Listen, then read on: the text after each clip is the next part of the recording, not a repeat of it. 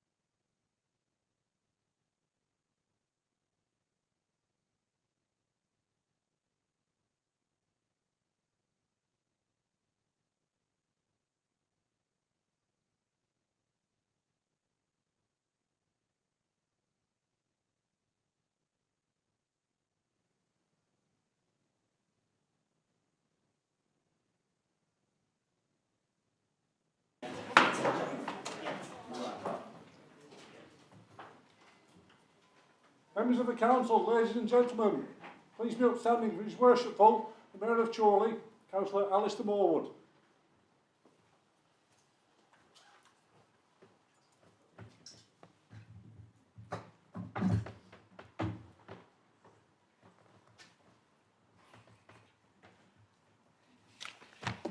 Councillors, officers, ladies and gentlemen, good evening. Evening, Mr. Mayor. Please be seated. He doesn't move. He just very I'm not sure. You can't move it once you're in, you're stuck here. You're in. Yeah.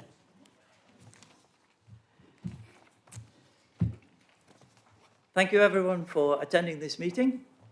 My name is Councillor Alistair Morwood and I am the Mayor.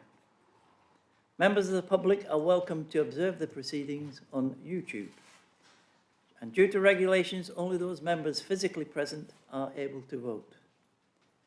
When you are participating, please speak towards the microphone so everyone can hear you. Please do not obstruct your mouth to ensure that anyone lip reading can do so. And if anyone is having issues, please let Democratic Services know. Some housekeeping. We are not expecting a fire drill, so if the alarm sounds, please exit the way you came in. Please ensure that any mobile phones are switched to silent. And it's too late for me to check now because it's in there somewhere. If the technology fails, I will adjourn the meeting to try and resolve the issue. Democratic Services have left each member an equality monitoring form, so if you could please complete that and return it to Ruth at the end of the meeting, she would appreciate that.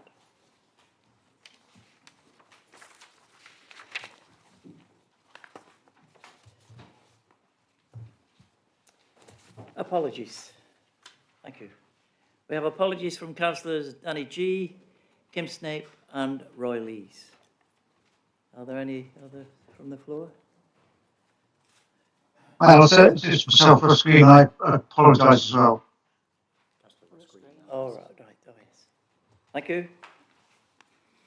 Item 1, declaration of any interests. Members are reminded of their responsibility to declare any pecuniary interest in respect of matters contained in this agenda. Are there any declarations of interest?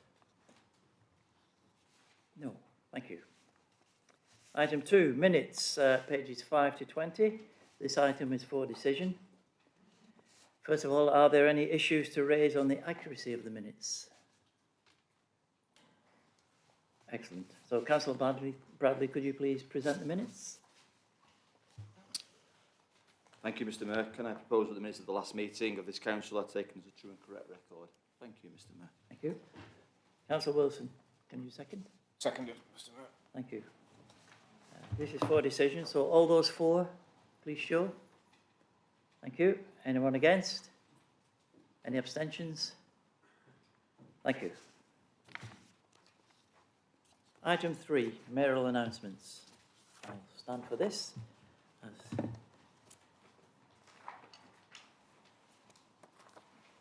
get used to this. It could have been worse. It could have been Saturday, 34 degrees or whatever it was. First of all, following our recent by-election, I'd like to welcome our newly re-elected councillor, Ada Riggett, back to the council. Welcome.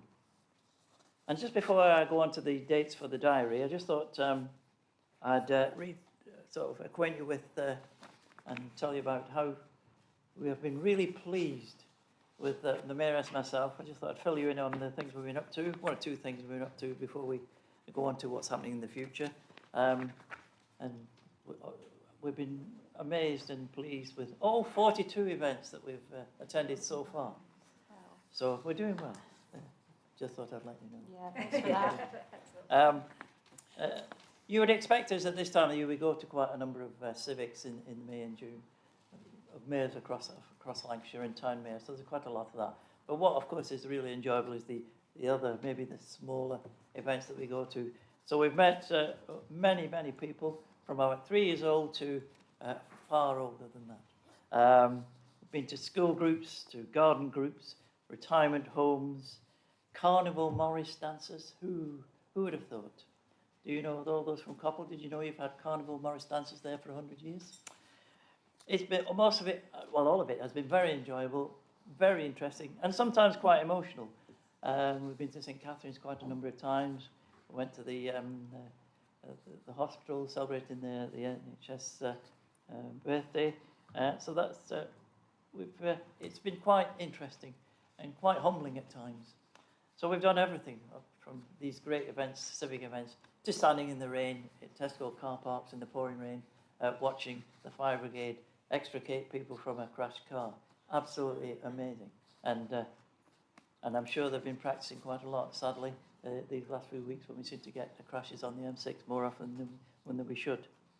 One of the events I went to, well, we went with 2 nights, well, Runshaw College. We go to quite a number of presentations there.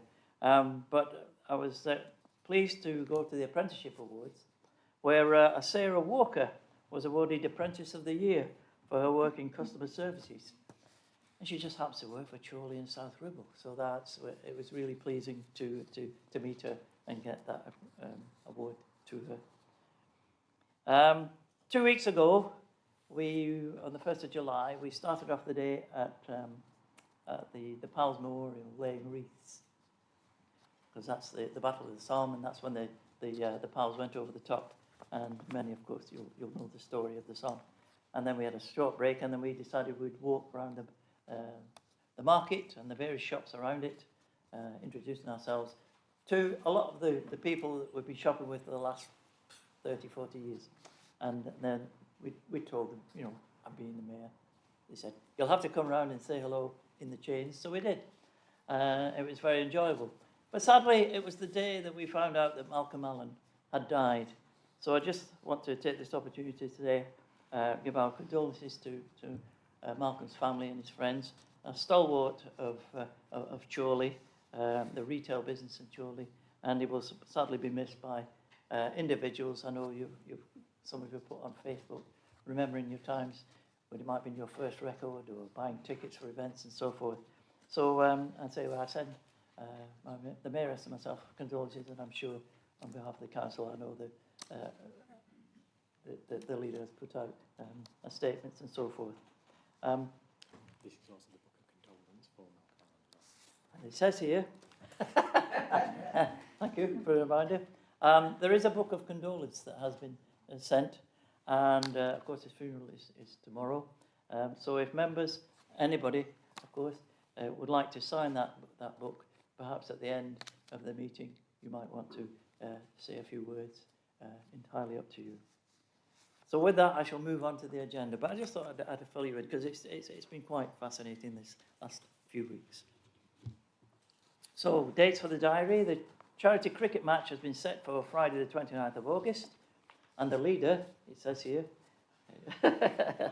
will be contacting members for playing volunteers. And of course, we'll be doing our usual practice sessions. This is at... no, this will be at Chorley Cricket Club. So I'm looking forward to that, and hopefully it won't be like this. But I will take a leaf out of the previous mayoress, who suggested that maybe a quiz or something in the back pocket is useful just in case. So I'll try and think of a plan B just in case the weather doesn't play ball. On the morning of Sunday the 14th of September, I will be holding a charity walk through Astley Park, led by the Friends of Astley Park, who will showcase the work they've been undertaking in the woodland as part of the walk. Dogs on leads will be welcome. We nearly had a pause in the park, but we decided that might not work. But further details will be circulated in the next few weeks. Now, I know you've nearly all walked through Astley Park from one end to the other, but there's probably quite a bit going on in the woodlands and so on that you perhaps are not quite aware of. So you'll find it, I hope, quite interesting. On Friday the 26th of September, between 10 and 12 noon, there will be a Macmillan coffee morning here in the town hall. That will be organised and led by the mayoress. So with Team Coffee, that's a new group. Tea and coffee, cakes and a tombola. So any donations for a tombola, or if you're into baking and so on, will be gratefully received by the mayoress. The Charity Soul Night fundraiser, which is on Saturday the 15th of November, and I know quite a number of you have already bought tickets, but I'm just letting you know it is now sold out. And I thank you to Margaret Lees for organising this. I believe she does have a waiting list, so if you are a soul aficionado, get yourself on the list if you haven't already done so.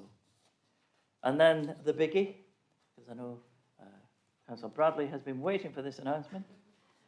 I'll be holding a Burns Night Charity Ball in the Lancastrian on Friday the 23rd of January 2026.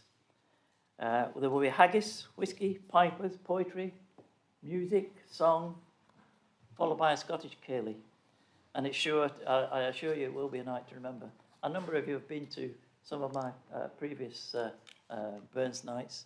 We did one for Marion Lowe when she was mayor, and Margaret Lees when she was mayor in their own home. But this is going to be the full-blown Burns Night. So if you've never been to a full-blown Burns Night, you're going to get everything that goes with it, including, I'm afraid to say, the whole 8 verses of the address to the haggis. So but you'll just have to bear with us, and translations will be available. So, and there must be some sign of tartan as you come in the door. It can be from a small brooch, whereas Councillor Bradley and myself will be in the full Highland dress. Which is why I'm telling you now, because if you haven't got one and you want it, you have to book it now. Do not wait till November, they'll all be gone. I've already booked mine. So I really hope that everybody will come to that. And finally, may I draw your attention to the Chorley Heritage Centre exhibition, which is in the Link Corridor display cabinets, and they're going to refresh that presentation every couple of months or so.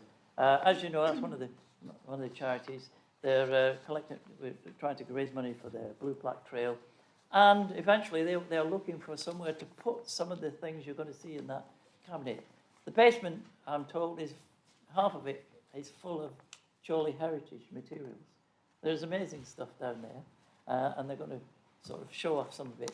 And as I say, they're looking to find a home for some of these things. So enough of me.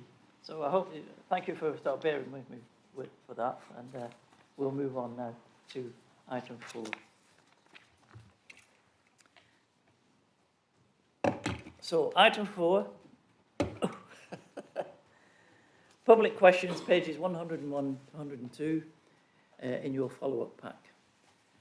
A public question has been submitted by Simon Culshaw regarding HMOs, and given this, I have decided to consider item 11, Housing of Multiple Occupation Action Plan, straight after that item. They're both related, so it seems to make perfect sense. So welcome, Simon. Thank you for submitting a question. And once you have asked your question, you will receive a response, and then you'll be able to ask one supplementary question after that. So please ask your question. Good evening, Mr. Mayor and everyone else. I'm a resident of Addington, and I am actually a director of an IT company, but surprisingly, I don't get to speak in front of this many people very often. And usually now it's via the medium of Teams, so I'll do my best. Yes, could the council clarify which departments or designated officers currently hold oversight responsibilities for HMOs within Chorley Borough, and how can residents such as myself access updates or reports regarding the compliance with relevant legislation, inspections or enforcement activities? That's question number 1.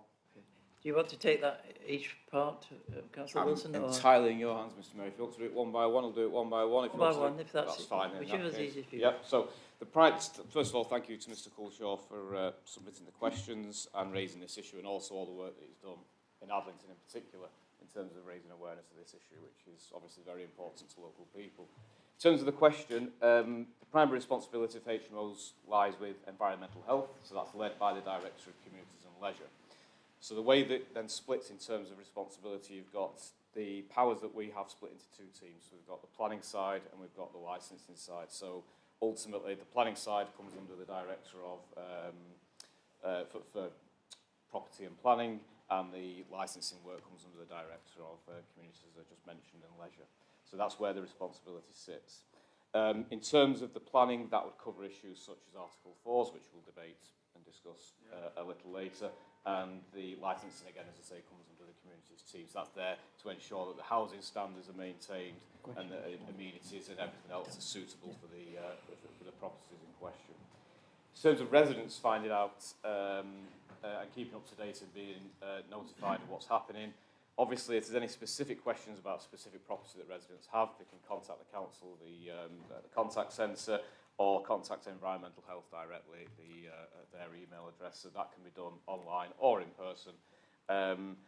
I will come to more about the way we will update people, but just briefly, in terms of that point about briefing residents, we will publish regular updates after this meeting about the implementation of the action plan, which hopefully everyone will support tonight. So we'll be publishing regular updates that residents again can look at and monitor, and making sure that we make sure that HMOs are compliant with the law and with housing standards. We will also be as councillors, we'll be obviously keeping up to date with this as well and liaising with our residents as well. But I'll probably come to that in the second question in a little more detail, if that's okay.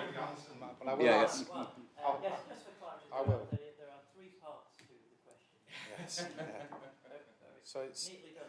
so it's- Can I just clarify sorry, though, you can only have one supplementary after the three parts, no question after each part. That's fine. That's fine. So yeah, this is the second part was assuming the HMO action plan has been presented, which is on the agenda. Just want to understand who will be tasked with overseeing its implementation, how we'll receive regular updates on progress towards introducing an Article 4 directive, but Council have sort of partly answered that, and I'm sure more of that will come out in the actual agenda item itself, to be honest. Happy just to come back on that, just to add to the point about, again, the primary responsibility will sit with the Director for Communities and Leisure, and they will be having the operational oversight for the plan. They will also be in the hands of the executive member as well, for homes and housing, so there'll be sort of not just council officers looking at it and having oversight, but councillors as well. But also, in terms of the action plan that, again, hopefully we'll approve tonight, that updates and progress will be reported back to Executive Cabinet, which is a monthly meeting that all the Cabinet members obviously are party to. And that is, again, a public meeting, and those documents that are published, the agenda and so on, published the week before, that can be viewed. So through the regular report back to Executive, the public, again, can engage in that process, as well as, obviously, as I mentioned before, making contact about specific properties if there's any concerns. Alfie, so if you haven't already gathered, I've got a particular interest in HMOs. And one of the things that concerns me is that neighbouring authorities around Horwich, Bolton and Wigan have already taken measures to tighten up the regulation of HMOs. And I think once you guys later on discuss the actual action plan, one of the things that concerns me is that given that those other areas have taken action already, that Chorley may become the weakest link. And what I'm concerned is what action will be taken in the event of any increased HMO activity as a consequence, and would any of those pressures accelerate the council's approach to safeguarding vulnerable communities, especially in areas such as Adlington that I represent here today? Thank you, Mr. Mayor. Absolutely correct. So obviously the action plan that we're going to hopefully approve this evening sets out that we start work immediately on gathering the evidence for the Article 4. It's also equally important, it sets out the standards that we're going to look at in terms of what those HMOs should be like in terms of the space and the facilities for people who are living there, which is equally important to maintain standards, to what you quite rightly make reference. To answer the question specifically, what if, and it's always a what if, but what if things suddenly escalate in a direction that at the minute isn't in existence, but obviously goes in a different direction? And the simple answer would be we would have to come back and look at that again and look about what we do in terms of that response. So at the minute, the plan, as we know in the paper, is to set the evidence gathering process, and we look at a 12-month process. If things change, we might have to come back and review that process if the demand or if the problems mean that we're looking at a different set of circumstances than we are now. So the answer really is, it is a 12-month process in terms of the Article 4, but we remain very flexible in terms of keeping an eye on progress and development of it. Councillor Wilson.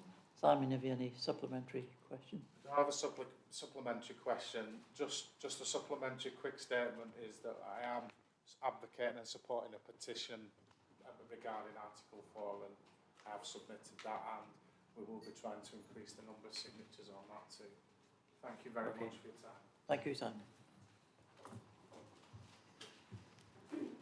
So as I've explained, we're now going to move to item 11, bringing that forward, which is the Housing of Multiple Occupation Action Plan, pages 29 to 82. And this item is for decision. So, Councillor Wilson, could you present the item? Yep, thank you, Mr. Mayor.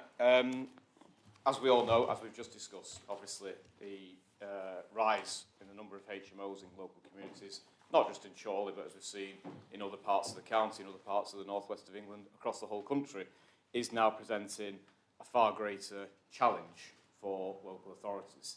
And that challenge is on many, many, many levels, because you look at the potential issues that it can create in communities, you look at the problems around housing standards, and then the knock-on effect that has in terms of people who have to live nearby, on not just those who live in the property, obviously has a massive impact on those, but also has an impact on the community that immediately surrounds it. And it has a big impact because, like everything, perception is a really important thing we're dealing with here, and we have to deal with that public perception and make sure that we know what people are thinking, and making sure that we know that we're in a position to actually help and deal with problems that are potentially created. So, as Mr. Coulshaw actually raised there, just thinking in his last question, there is this issue of other areas have been faced with hundreds and hundreds and hundreds of HMOs. So you look at Bolton, I think they're in the sort of 800 to 900 figure. Wigan, likewise, maybe even more. And they've taken action, and one of the things they've done is introduce Article 4 directions. And it's just to be very, very clear that we'll turn to the action plan in a second, but the Article 4 direction, as I'm sure members are aware, but just to re-emphasise, removes the permitted development of HMOs for 6 people and under. It does not stop HMOs, full end of.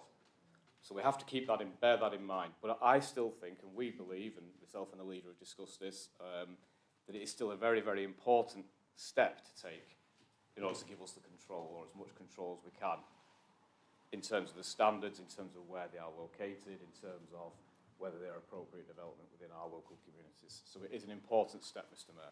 And that's why the action plan that's in front of you sets out a number of proposals. And the first and foremost is exactly that we move down the route of looking at the Article 4 direction. The work will start, subject to approval in this meeting, the work will start straight away. We will gather the evidence. We will look at the number of HMOs in the borough. We will look at the impacts. We will gather the evidence to then put an argument together, which ultimately goes to the Secretary of State to say that we have an Article 4 direction and give us the control that we believe we need in order to make sure that we don't face a problem like surrounding towns and boroughs. The other key parts of this action plan, Mr. Mayor, is the work around the licensing team and the enforcement action, because whether an HMO needs a licence or not, it still has to meet certain minimum housing standards. We don't accept that people live in complete squalor and deprivation. We don't accept it for the people who are actually the tenants. We don't accept it, as I said before, for the surrounding community, because we know what comes with that problem, those problem properties. We know the impact it has on people who live nearby, the antisocial behaviour, and so on and so forth. So we do know, we've seen it, and we've seen examples in Chorley as well as in Chorley Borough as well as elsewhere. So it is important that we get that work started straight away again after this evening's meeting with the approval of the council. It's important that we can enforce those standards and make sure that people aren't being subject to living in properties which aren't fit for people to live in. And it's important that we make sure that we know as a council where these HMOs are. Because at the minute, unless they are under the regular licence, we don't know. So it is important we do know. And we're going to use our different teams within the council, whether it's council tax benefits, etc., to pull all the knowledge we have about properties to find out and drill down to where HMOs are. We also need the help of the public and councillors who know their communities. You know something may be happening. Again, let's report it in. And the key essence to this is that we are becoming proactive rather than reactive. So rather than just simply sitting there waiting for an application for a licence, this time we're actually going to go out there and find what's going on in our communities. So if you know where they are, you can check, make sure the standards are met, and you can have some influence on how they affect the community. So it's really important, both elements, both the Article 4 and the work in licensing and enforcement. And that's why we're actually boosting the enforcement team in order to make sure we've got the people to go out and do this. Having policies are great, but if no one's there to actually enact it, it is somewhat futile. So we're making sure we've got the people there to do the job. And it really is important that the work starts immediately. Now, I will address one issue which is addressed in the plan, Mr. Mayor, which is why not do an immediate Article 4 direction? as Mr Coulshaw made reference, I think, in his first question, other areas have actually shifted to that. There is, as it says in the report, a criteria, an evidence base that you have to develop, and things such as the imbalance in the housing market in the area where the HMOs are located, the levels of deprivation in the areas where the HMO is located, the crime and antisocial behaviour by the tenants of those HMOs, and the impact on the local amenity as well. We genuinely don't believe at this stage that that threshold is there in Chorley to do an immediate HMO, an immediate Article 4, sorry. There's also the issue of paying compensation. If those who have, applications would have been approved, if they are refused, in that 12-month period, you pay compensation to the owners, which again is an issue. So for all those reasons at this stage, and I referenced the at this stage, that's why we're not doing the immediate Article 4 direction, but that may change, as we just said, if things change over the coming months or years. And it's a subject that the leader and myself are taking a close interest in. As I said, it will be reported back to Cabinet. We will be keeping a very, very close watch on this. We are very, very keen to ensure we avoid and we learn from some of the problems that our neighbours have experienced, and that we actually make sure that whilst HMOs that are good HMOs, that provide housing for people who can't afford their own home, are there and they are looked after and well maintained, they're fine. But those who don't want to play by those rules, don't want to cut corners, don't want to have the necessary standards in place, they're not going to be welcome in Chorley. And I don't make no apology for that, because we should always maintain good standards and make sure that our communities aren't adversely affected. So on that basis, Mr Mayor, I'm happy to propose the report in front of us and the adoption of the action plan as recommended. Thank you, Councillor Wilson. Excuse me. Councillor Murray, would you like to second, please? Thank you, Mr Mayor. Just following on from what Councillor Wilson has said, HMOs are sometimes the only housing option open to some people, but owners of HMOs are actually landlords, and as such there is a need to ensure that there is some accountability from them and some responsibility, not just about the housing standards for the people that live in it, but for the wider community where sometimes these HMOs can cause issues. So I would like to second this report, and I do welcome the move from the council to a more proactive approach for housing options and HMOs. Thank you. Thank you, Councillor Murray. Any comments, please? And I emphasise comments rather than questions. Thank you, Mr Mayor. Just a couple of quick ones, really. I'm looking on the Article 4. I've never been entirely convinced by Article 4 in terms of HMO. I'm involved with HMOs at a professional capacity. My emphasis was on the amenity side of it. And I'm just wondering on this side here, I'm going through the amenities there, we've got nothing in for minimum sound requirements between rooms, etc. I still think the amenity side is the way we should be doing it. And what I'm wondering is there any scope for any alterations to this? We can still play around with it. If that's the case, happy days. The general thrust of it, I'm happy with, but there's some areas, particularly around fire protection, both passive and active, and around the standards side of it, I'd be interested in having some input. Thank you. Councillor Sutherland's absolutely correct.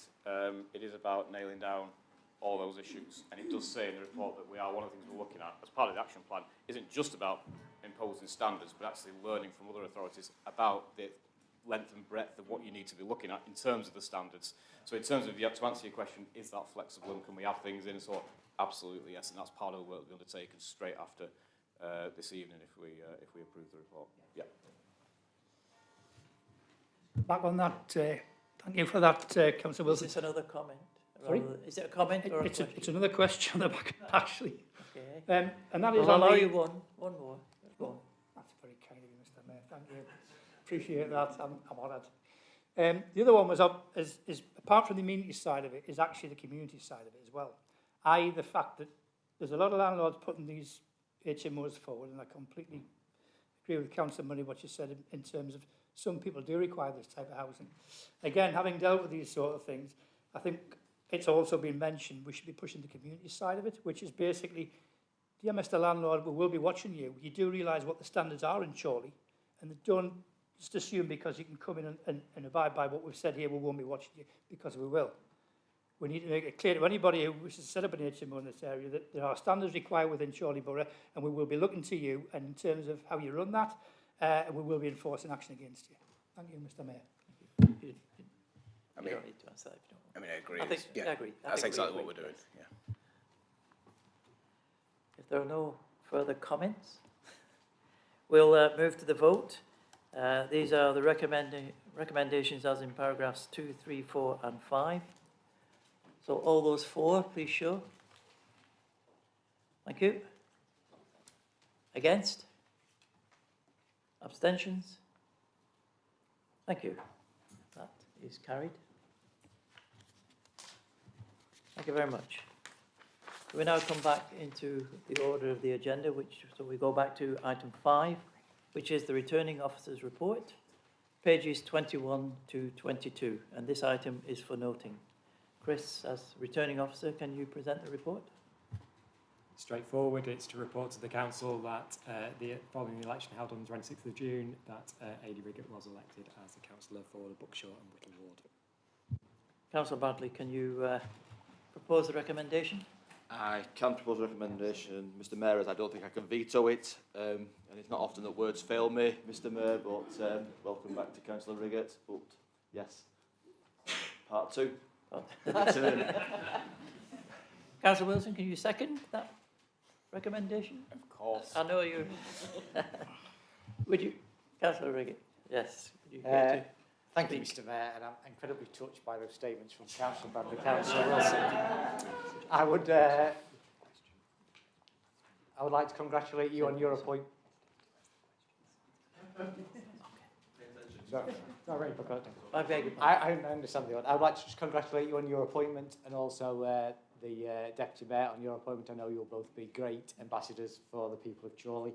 I may have heard from a colleague who has been talking to me about some of the planning for your Burns night, and I do believe that it is going to be a night to remember. So Well, I will absolutely be attending just for that purpose. But no, I just wanted to say it's a pleasure to be back. It was an unexpected opportunity, but karma's a funny old thing sometimes, I guess, how it works out. Everybody's been incredibly friendly and welcoming. Councillor Lynch, I think, said hello earlier, which is, given our history, is progress. So, you know, I've really felt the warmth there, no. But I also believe that I owe some thanks to Councillor Bradley. Earlier today, I received this letter from the Conservative Party chairman, in fact, congratulating me on my election. It took him a few weeks, but I don't think we've sent many out recently, you know, so probably have to find, draft it up and stuff and that, because from what I've been told, and I've shared this story with Councillor Clifford, that, not Councillor Toll, but some of his colleagues at County Hall, I've been telling anybody and everybody who would listen, the reason I was successful is because the Labour Party were out campaigning for me. So, I bumped into Councillor Wilson, Councillor Murray. If I'd known that, I would have certainly gone elsewhere. And when I reflect back on that, Councillor Bradley did tell me he'd arranged for Councillor Brown, amongst others, to come campaigning on the final evening. And that actually gives this story some credibility. But in all seriousness, I'll put this letter in your pigeonhole. Thank you, everybody. It's great to be back. Thank you very much. He's back. Yes, yes. Noted. Just before I move on, perhaps, I don't know if Simon wishes to leave, or you're perfectly happy to stay, but if you want to leave, you can do so. So we move on to item 6, Executive Cabinet, pages 23 to 26 and pages 139 to 142 in the follow to pack. This is to consider a general report of the Executive Cabinet meetings held on the 12th of June and the 10th of July. And this item is for noting. So, Councillor Bradley, can you please present the report? Thank you, Mr. Mayor. Can I propose that the report on those 2 meetings are taken as a true and correct record by this council? Thank you. Councillor Wilson, can you second? Yeah, seconded, Mr. Mayor. I'm happy for any comments, but I emphasise again comments, not questions. It'd be highly unusual. But I don't. So that report is for noting, so no vote required. So we note that report. Thank you. Item 7, Overview and Scrutiny Committee and Task Finishing Groups, pages 143 to 146, again on your follow to pack. And this item is for noting. So Councillor Deborah Platt and Deputy Mayor. Please, can you present the report? It's different doing it from here. Very strange. It Thank is. you, Mr Mayor. I'd like to present the notes from the meeting for you to look at and note. Thanks very much. Councillor Singh, can you second? Happy to second. Thank you very much. Comments I don't think are required, so please can we note that report? Thank you. Item 8, Audit and Governance Committee, pages 27 to 28. Again, this item is for noting. Councillor Alan Platt, can you please present this report? Thank you, Mr Mayor. Very confusing shortly, if we're not careful. It gives me great pleasure to present the report from the Audit and Governance Committee. Thank you. Councillor Clifford, could you second? Happy to second that, Mr Mayor.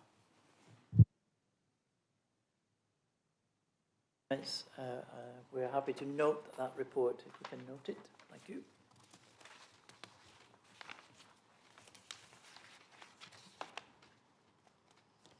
Item 9, committee appointments, and this item is for decision.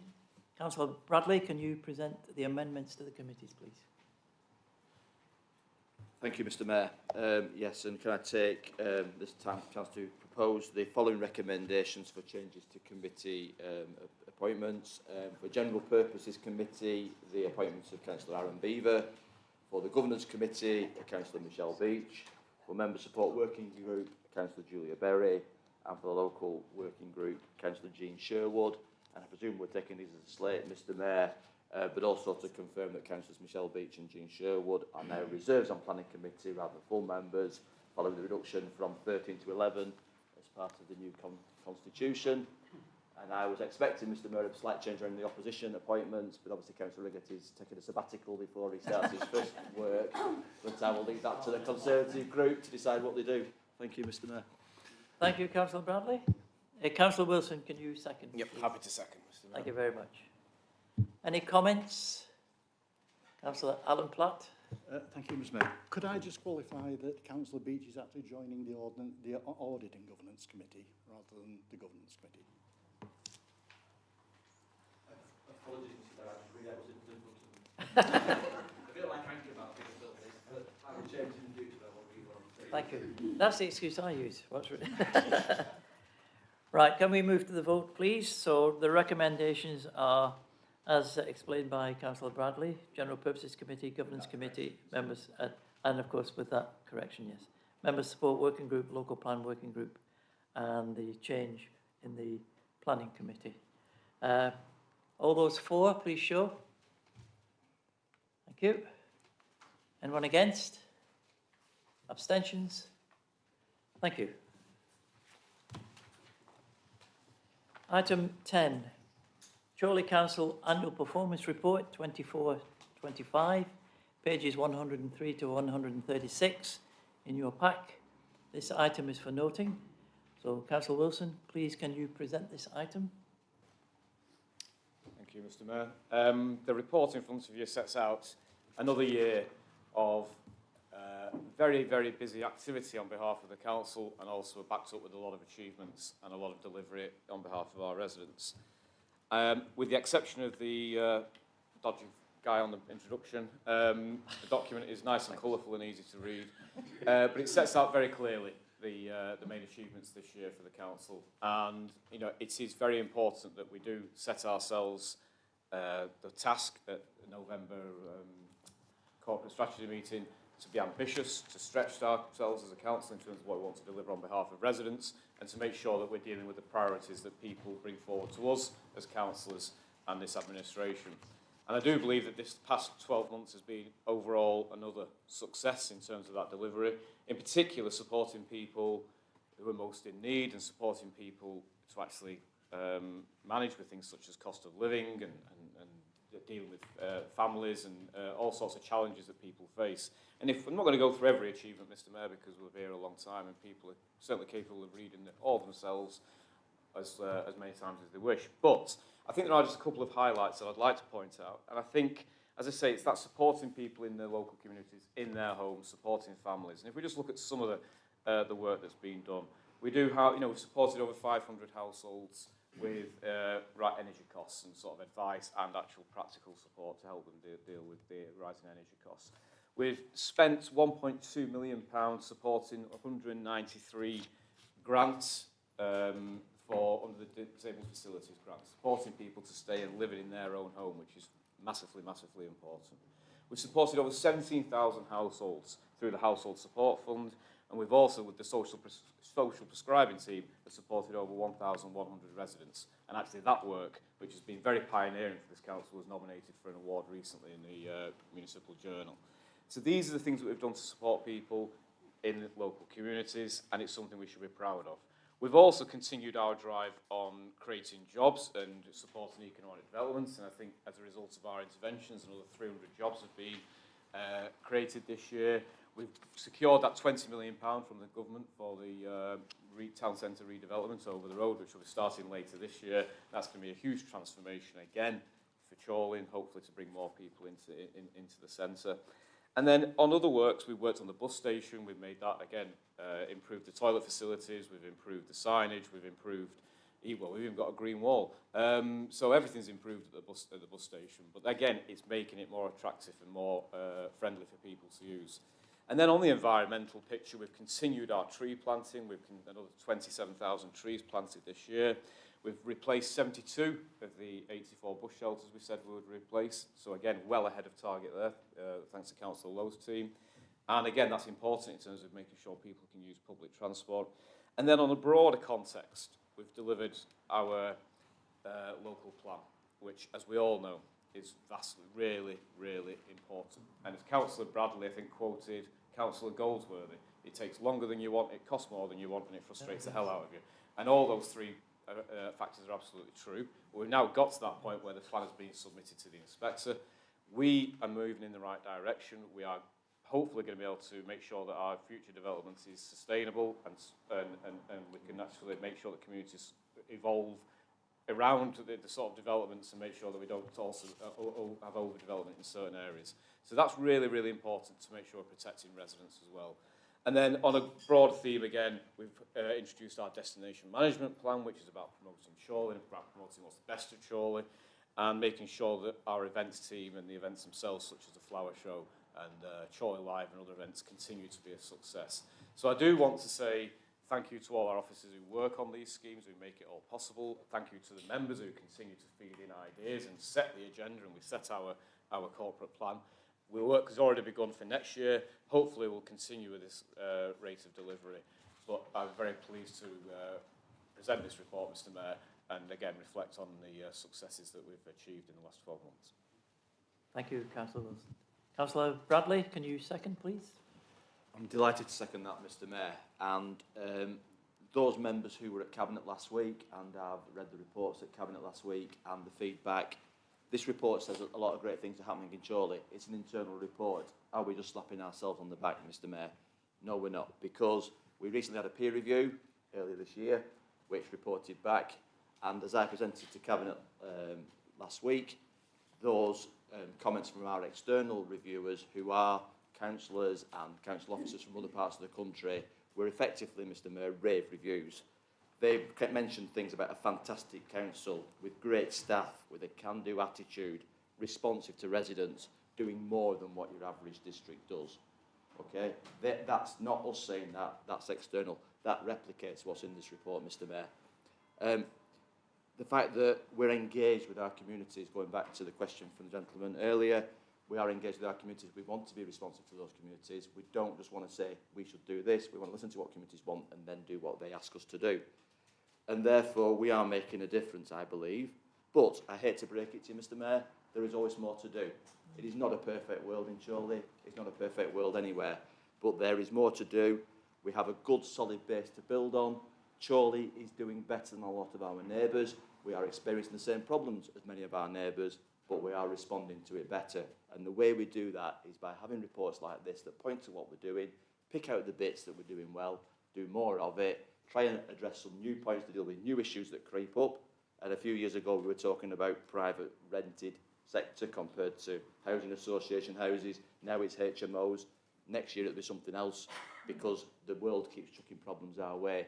But as long as we stay responsive, as long as we stay flexible, as long as we keep dealing with those issues, as this report points out, and as Councillor Wilson pointed out, in the next strategic plan, and then what happens in the future, we'll deal with it in the future. But happy to second that report, Mr Mayor. Thank you. Thank you, Councillor Bradley. Any comments? Councillor Alan Platt. Thank you, Mr Mayor. I think out of all of it, I think the one thing that the rural residents will welcome is a submission of the local plan. Easy for me to say, proliferation of the planning in principle applications that are coming is just getting beyond a joke. And anything that will, I know it's a few months down the line, but anything that will help that, absolutely fully support that. Just one question, just one on the where we are on the net zero. I watched the Minister flounder in Parliament, and I just wondered where we were on the subject. Do you wish to comment? Councillor Bradley lacks confidence in my green credentials to answer this question. Well, we continue to do a lot of work towards trying to get to that target which we set ourselves, which was deliberately a very challenging target. And let's be honest, you have to be. Because if you don't set yourself a massive challenge, I'm sure Councillor Clifford will back me up on this. If you don't set yourself that challenge, it slips, and we've seen that many times over. What I always say about work on climate change is you've got to make sure, A, you bring people with you. Nothing worse than being lectured to and told what to do and what you shouldn't do. We can't do any of that. We can only lead by example. We can lead by example in many ways like we have, such as, let's say, the tree giveaways and the tree planting, which has been like about 150,000 trees now in the last sort of 3 years. We're looking at improving work on our biodiversity net gain. We're looking at working with other partners in, as I say, such as the Woodland Trust and United Utilities. So there's all that sort of work being done. We're also looking to decarbonise our buildings. We've got, when we had the TVS building, we put a load of solar panels on and stuff like that. So you can only lead by example. The target, of course, it's challenging. Will we hit it? Well, it depends which way you want to look at it. We can look at it in terms of will we hit our target of being carbon neutral. I'm sure we will. Will Chorley Borough, the borough, be carbon neutral by 2030? I think that's another question, particularly you've got 3 major motorways going through the middle of it. So we need, like everything, we need help as well. We're not on our own in this. We're trying to say, let's play our part, but we need Lancashire Council to play the part. We need the government to play the part with us. We need everyone to be on the same page on it.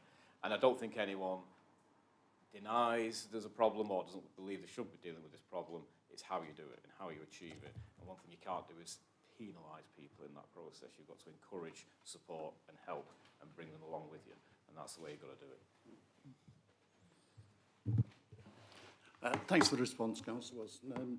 You might want to let Mr Miliband know how it all works in the real world. Thank you. Any further comments from anyone? No. Right. That item was for noting, so can we please note that report? So we now move to item 12, as we've already done item 11. Questions asked under Council Procedure Rule 8. No questions have been received. Item 13, to consider the notices of motion given in accordance with Council Procedure Rule 10. No motions have been received. So we move to item 14, exclusion of the public and press, and this item is for decision. Councillor Bradley, can you propose the exclusions, please? Yes, Mr Mayor, can I propose that we exclude the public and press on the grounds that we've got a confidential part 2 item to discuss around open spaces funding. Thank you, Mr Mayor. Thank you. Councillor Wilson, can you second? Seconded, Mr Mayor. Thank you. So this is for decision. So all those in favour, please show. Thank you. Against? Abstentions?